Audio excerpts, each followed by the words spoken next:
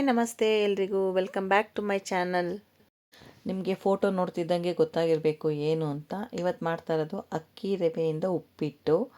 ನಮ್ಮ ಊರ ಕಡೆ ಎಲ್ಲ ಮಾಡ್ತೀವಿ ಹಸಿಕಾಳು ಜೊತೆಗೆ. ನಾನು ತೊಗರಿಕಾಳು ತೊಗೊಂಡಿದ್ದೀನಿ. ತೊಗರಿಕಾಳು ತೊಳೆದು ಬೇಯಕ್ಕೆ ಇಟ್ಕೊಳ್ಳೋಣ ಕುಕ್ಕರಲ್ಲಿ. ನೀವು ಹಾಗೇನೂ ಬೇಯಿಸ್ಕೊಬೋದು, ಕುಕ್ಕರಲ್ಲಿ ಇಟ್ಕೊಂಡ್ರೆ ಬೇಗ ಆಗುತ್ತೆ. ನಾನು ಒಂದು 2 ವಿಷಲ್ ಮಾಡ್ಕೊಂಡಿದ್ದೀನಿ. ಸ್ವಲ್ಪ ಉಪ್ಪು ಹಾಕ್ಕೊಳ್ಳಿ ತೊಗರಿಕಾಳಿಗೆ. ಚಿಕ್ಕ ಗ್ಲಾಸಷ್ಟು ಅಕ್ಕಿ ಹುರಿದು ರವೆ ಮಾಡ್ಕೊಳ್ಳಿ ಮಿಕ್ಸಿಲಿ. ಒಗ್ಗರಣೆಗೆ ಈರುಳ್ಳಿ, ಕರ್ಬೇವಿನ ಸೊಪ್ಪು, ಕೊತ್ತಂಬರಿ ಸೊಪ್ಪು, ಹಸಿಮೆಣಸಿನ್ಕಾಯಿ, ಕಾಯಿ ತುರಿ. ನಿಮಗೆ ಯಾವಾಗಲೂ ಒಂದೇ ಥರ ಉಪ್ಪಿಟ್ಟು ತಿಂದು ಬೇಜಾರಾಗಿದೆ, ಈ ಥರ ಒಂದು ಸಲ ಟ್ರೈ ಮಾಡಿ, ತುಂಬ ಚೆನ್ನಾಗಿರುತ್ತೆ. ಒಗ್ಗರಣೆಗೆ ಬೇಕಾಗಿರೋಷ್ಟು ಎಣ್ಣೆ ಕಾಯಕ್ಕೆ ಇಟ್ಕೊಳ್ಳೋಣ. ಸಾಸಿವೆ ಸಿಡೀಲಿ. ಹಸಿಕಾಳು ಅಕ್ಕಿ ಉಪ್ಪಿಟ್ಟು ನಮ್ಮಮ್ಮ ಊರ ಕಡೆ ಮಾಡ್ತಾರೆ, ನಮ್ಮಮ್ಮ ಹೇಳ್ಕೊಟ್ಟಿರೋದು ಇದು. ಕಡಲೆಬೇಳೆ ಹಾಕ್ಕೊಳ್ಳೋಣ, ಸ್ವಲ್ಪ ಹಾಕ್ಕೊಳ್ಳಿ. ಕಾಳು ಹಾಕೋದ್ರಿಂದ ಜಾಸ್ತಿ ಬೇಡ. ಅದು ಸ್ವಲ್ಪ ಕೆಂಪು ಆಗ್ತಿದ್ದಂಗೆ ಈರುಳ್ಳಿ, ಹಸಿಮೆಣಸಿನ್ಕಾಯಿ ಎಲ್ಲ ಹಾಕ್ಕೊಳ್ಳೋಣ. ಹಸಿಮೆಣಸಿನ್ಕಾಯಿ ಮೊದಲೇ ಏನಕ್ಕೆ ಹಾಕ್ತೀನಿ ಅಂದರೆ ಅಸಿಡಿಟಿ ಆಗೋಲ್ಲ, ಎಣ್ಣೆಲಿ ಚೆನ್ನಾಗಿ ಫ್ರೈ ಮಾಡಿದ್ರೆ ಅಂತ. ಈರುಳ್ಳಿ ಹಾಕಿದ್ದೀನಿ. ಇದು ತುಂಬ ಈಸಿಯಾಗಿ ಆಗುತ್ತೆ ನಿಮಗೆ. ಮಾಮೂಲಿ ರವೆ ಉಪ್ಪಿಟ್ಟು ಯಾವಾಗಲೂ ಮಾಡ್ತಾ ಇರ್ತೀರ, ಒಂದು ಸಲ ಈ ಥರ ಅಕ್ಕಿ ರವೆ ಉಪ್ಪಿಟ್ಟು ಮಾಡಿ, ತುಂಬ ಚೆನ್ನಾಗಿರುತ್ತೆ.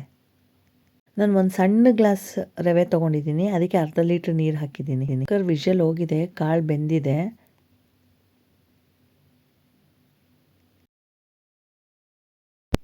ರುಚಿಗೆ ತಕ್ಕಷ್ಟು ಉಪ್ಪು. ನೀರು ಸ್ವಲ್ಪ ಕುದೀಲಿ, ಅದಾದಮೇಲೆ ರವೆ ಮಿಕ್ಸ್ ಮಾಡ್ಕೊಳ್ಳೋಣ. ರವೆ ಮಿಕ್ಸ್ ಮಾಡೋವಾಗ ನೋಡ್ಕೊಳ್ಳಿ, ಗಂಟಾಗಬಾರ್ದು. ನಾನು ಸ್ವಲ್ಪ ತೆಳುಗೆ ಮಾಡ್ತೀನಿ ಉಪ್ಪಿಟ್ಟು, ತುಂಬ ಉದ್ಲು ಮಾಡಲ್ಲ ಅಕ್ಕಿ ರವೆದು.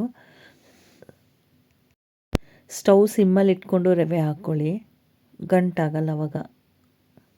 ಚೆನ್ನಾಗಿ ತಿರುಗಿಸಿ ರವೆ ಹಾಕ್ಕೊಂಡು ನೋಡಿ, ಸಿಮ್ಮಲ್ಲೇ ಇಟ್ಕೊಂಡು ಹಾಕ್ತಾಯಿದ್ದೀನಿ. ಚೆನ್ನಾಗಿ ತಿರುಗಿಸ್ಕೊಳ್ಳಿ.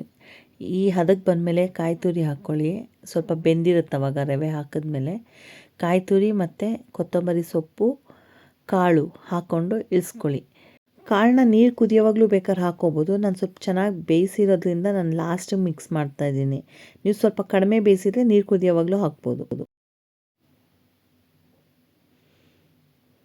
ಕಾಳು ಹಾಕ್ಕೊತಾ ಇದ್ದೀನಿ ನೋಡಿ. ಚೆನ್ನಾಗಿ ಎಲ್ಲ ತಿರುಗಿಸ್ಕೊಂಡು ಇಳಿಸ್ಕೊಳ್ಳಿ. ರುಚಿಯಾಗಿರೋ ಅಕ್ಕಿ ಹಸಿಕಾಳು ಉಪ್ಪಿಟ್ಟು ರೆಡಿ. ತುಂಬ ಟೇಸ್ಟಿಯಾಗಿರುತ್ತೆ, ಒಂದು ಸಲ ಟ್ರೈ ಮಾಡಿ. ಈ ರೆಸಿಪಿ ಯಾರಿಗೆಲ್ಲ ಇಷ್ಟ ಆಗಿದೆ ಲೈಕ್ ಮಾಡಿ, ಕಮೆಂಟ್ ಮಾಡಿ, ಶೇರ್ ಮಾಡಿ ಮತ್ತು ಸಬ್ಸ್ಕ್ರೈಬ್ ಮಾಡ್ಕೊಳ್ಳಿ.